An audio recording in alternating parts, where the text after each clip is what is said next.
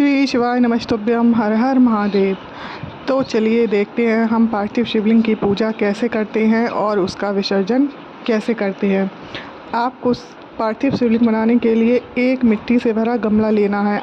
आप किसी पौधे वाले गमले में भी शिवलिंग बना सकते हैं, लेकिन इस बात का ध्यान रखना है कि उस गमले में तुलसी का पौधा ना लगा हो, और किसी का पौधा हो तो उसमें आप पार्थिव शिवलिंग बना सकते हैं।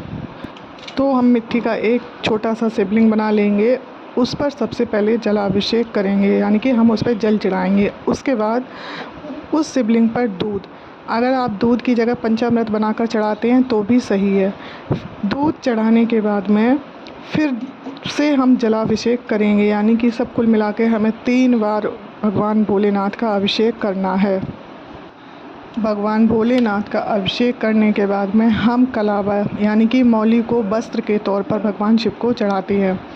इसे चढ़ाने के बाद फिर हम चंदन, अब हमने चंदन लगा दिया भगवान को। आपके पास जो भी चंदन हो आप वो लगा सकते हैं, लाल, पीला, सफ़ेद जो चंदन है वो लगा दीजिए।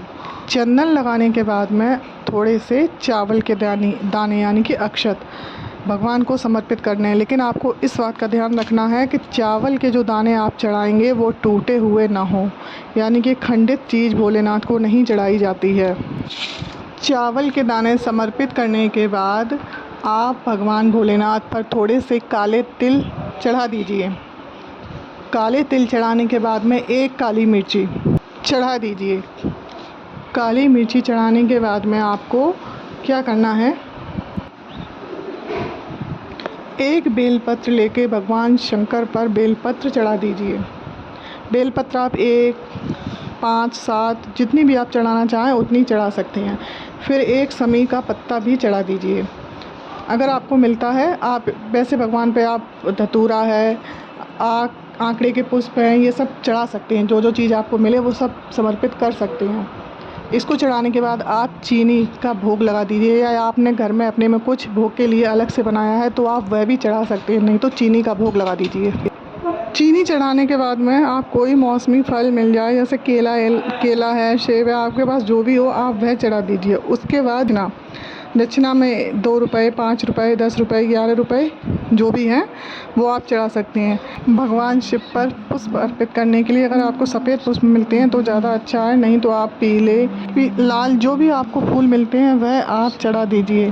केवल केतकी का फूल छोड़कर में, केतकी का फूल भगवान शिव पर नहीं चढ़ाया जाता है। केतकी का फूल छोड़कर आप कोई सा भी फूल भगवान शिव पर चढ़ा सकते हैं।